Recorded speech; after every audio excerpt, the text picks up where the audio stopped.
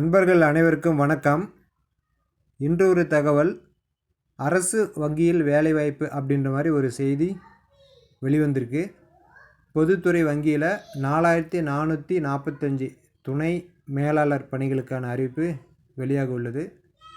August மாதம் 1ஆம் தேதியிலிருந்து 21ஆம் தேதி வரைக்கும் விண்ணப்பிக்கலாம் அப்படின்னு சொல்லியிருக்காங்க. அதற்குண்டான வெப்சைட் பார்த்திங்கன்னா www.ibbs.in அப்படின்ற இணையதளத்தில் விண்ணப்பிக்கலாம். அதில் போனீங்கன்னா உங்களுக்கு தேவையான விவரங்கள் அங்கே இருக்கும். அங்கீகரிக்கப்பட்ட பல்கலைக்கழகத்தில் ஏதாவது ஒரு பட்டப்படிப்பு முடிச்சிருக்கணும். 20 வயது முதல் 30 வயது வரை இருக்கலாம் அப்படின்ற மாதிரி சொல்லியிருக்காங்க. தேர்வு பார்த்திங்கன்னா அக்டோபர் மூலம் நவம்பர் மாதத்துலேயும் இருக்கும் அப்படின்ற மாதிரி சொல்லியிருக்காங்க.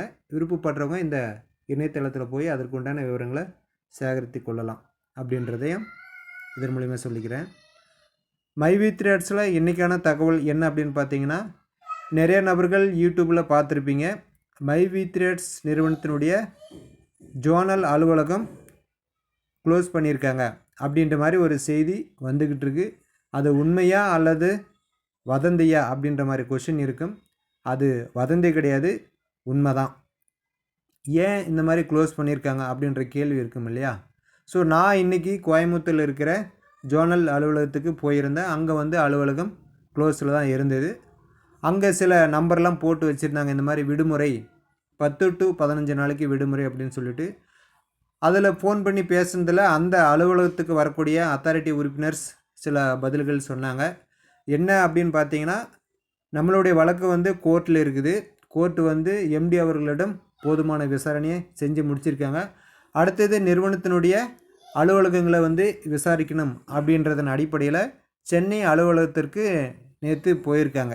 ஸோ அதை கருத்தில் கொண்டு நிறுவனம் ஒரு முடிவு எடுத்திருக்காங்க. என்ன அப்படின்னு பார்த்தீங்கன்னா, சப்போஸ் அவங்க இஓடபிள்யூ எல்லா ஜோனல் அலுவலகத்தையும் பார்த்து எம்டி வெளியில் வரும் முறை நீங்கள் லாக் பண்ணி வைக்கணும் ஜோனல் அலுவலகத்தை அப்படின்னு சொல்லிவிட்டு அந்த சாவியை அவங்க எடுத்துகிட்டு போயிட்டாங்க அப்படின்னு சொன்னாங்க. அப்படின்னு சொன்னால் மறுபடியும் அதை நம்ம அவங்கக்கிட்டேருந்து வாங்கிறது கொஞ்சம் காலதாமதமாகும்.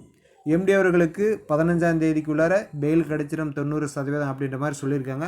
அப்படி பெயில் கிடச்சி அவர் வெளியில் வரும் பட்சத்தில் அலுவலகத்தினுடைய சாவி இஓடபிள்யூ கையில் இருந்துச்சுன்னா அவர் அலுவலகம் சார்ந்த பணிகளை மேற்கொள்வதில் கொஞ்சம் டிலே ஆகும். அதனால் அவங்க சொல்வதற்கு முன்னாவே நாம் ஒரு 15 நாள் விடுமுறை விட்டுடலாம் அப்படின்றதன் அடிப்படையில் எம்டி வரும் வரைக்கும் எல்லா மாவட்டத்தினுடைய ஜோனல் அலுவலகமும் விடுமுறை தான் அப்படின்ற மாதிரி சொல்லியிருக்காங்க. இது ஒரு மாவட்டத்துக்கு 2-3 மாவட்டங்கள் விசாரித்து அங்கே இருக்கக்கூடிய நபர்களிடம் விசாரித்து தான் இந்த தகவலை நான் சொல்கிறேன். அதனால் எம்டி வரும் வரைக்கும் எல்லா ஜோனல் அலுவலகமும் மூடப்பட்டு தான் இருக்கும்.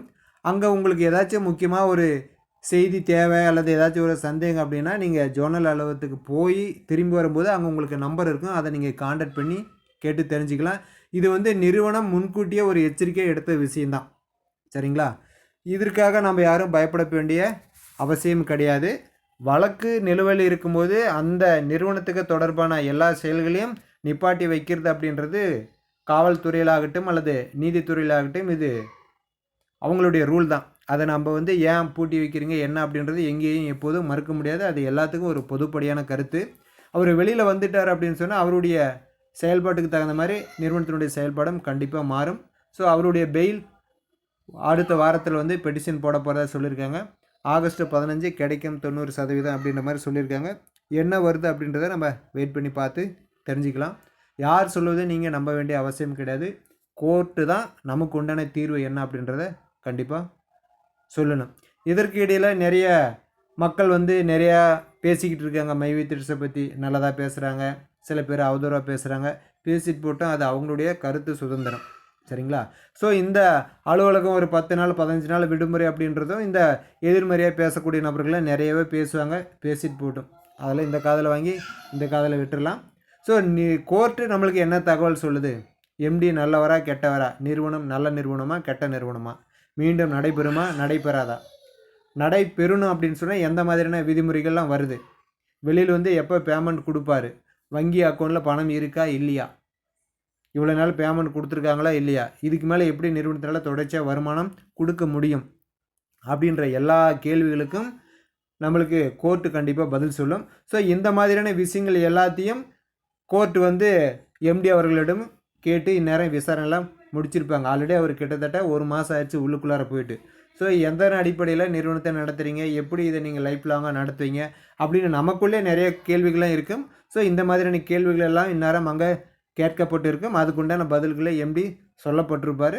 ஸோ இதையெல்லாம் ஆர்கனைஸ் பண்ணி தான் நமக்கு ஒரு பதில் கண்டிப்பாக வெளியில் வரும். அது என்ன ஏது அப்படின்றத நம்ம வெயிட் பண்ணி சொன்னதுக்கப்புறம் தான் தெரிஞ்சுக்க முடியுமே தவிர்த்து, மற்றபடி அனுமானத்தில் வந்து யூடியூப்பில் நல்ல விதமாக போடுறாங்க இல்லையா, அவங்க சொல்கிறதே நம்ம கேட்டு எந்த பிரயோஜனமும் கிடையாது. கெட்ட விதமாக சொல்கிறாங்க இல்லையா, அவங்க சொல்கிறதையும் கேட்டு எந்த பிரயோஜனமும் கிடையாது. நம்ம இப்போ பேசிக்கிறது எல்லாமே நமக்குள்ளே நடக்கக்கூடிய ஒரு கருத்து பரிமாற்றம். இப்படி இருக்கலாம், அப்படி இருக்கலாம் அப்படின்னு சொல்லிட்டு உண்மையான நிலவரம் என்ன அப்படின்றத கோர்ட்டு நமக்கு தெரிவித்தால் மட்டுமே தெரிந்து கொள்ள முடியும். அதுவரை யார் என்ன சொன்னாலையும் கேட்டு பதட்டமடைய வேண்டாம்.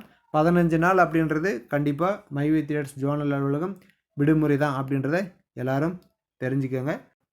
அதே போல் பார்த்தீங்கன்னா எம்டி அவர்கள் போன டைமு நம்ம தமிழ்நாட்டில் தூத்துக்குடி, திருநெல்வேலி ஆகிய மாவட்டங்கள்லாம் வெள்ளத்தால் அதிகமாக பாதிக்கப்படும் பொழுது நேரடியாக அங்கே போய் அவங்களுக்கு உண்டான உதவிகளை நிறைய செஞ்சுருக்காரு, நாம் பார்த்துருக்கோம். இப்போ பார்த்திங்கன்னா கேரளாவில் மழையினால் நிறைய மக்கள் தங்களுடைய உடைமைகளை இழந்து நிறைய இழப்புகளெல்லாம் அடைஞ்சிருக்காங்க. சில கிராமங்கள் மோசமான நிலையில் பாதிக்கப்பட்டிருக்கு. நமது மைவி தியேட்டர்ஸ் எம்டி அவர்கள் வெளியில் இருந்திருந்தாங்க அப்படின்னு சொன்னால் கண்டிப்பாக அந்த மக்களுக்கு நிறுவனத்தின் சார்பாக அவரால் முடிஞ்ச உதவியை கண்டிப்பாக செஞ்சுருப்பார். அந்த மாதிரியான ஒரு நல்ல உள்ளம் கொண்ட மனிதர் வந்து இப்போ உள்ளார இருக்கார். வெளியில் என்ன நடக்குது ஏது நடக்குது அப்படின்னு தெரியாத நிலையில் இருக்கார். கண்டிப்பாக அவர் மீண்டும் வெளியில் வந்து மைவி தியேட்டர்ஸ் உறுப்பினர்கள் எதிர்பார்க்கக்கூடிய எல்லா எதிர்பார்ப்புகளுக்கும் ஒரு சரியான பதிலை கண்டிப்பாக கொடுப்பார் அப்படின்னு எல்லாரும் எதிர்பார்க்குறோம். அதுவரை என்ன கோர்ட்லேருந்து நம்மளுக்கு தகவல் வருது அப்படின்றத வெயிட் பண்ணி பார்த்து தெரிஞ்சுக்கலாம் அப்படின்றதையும் இதன் மூலிமா சொல்லிக்கிறேன். மீண்டும் அடுத்த ஒரு மைவி தியேட்டர்ஸ் அப்டேட்டுடன் உங்களை சந்திக்கிறேன். நன்றி, வணக்கம்.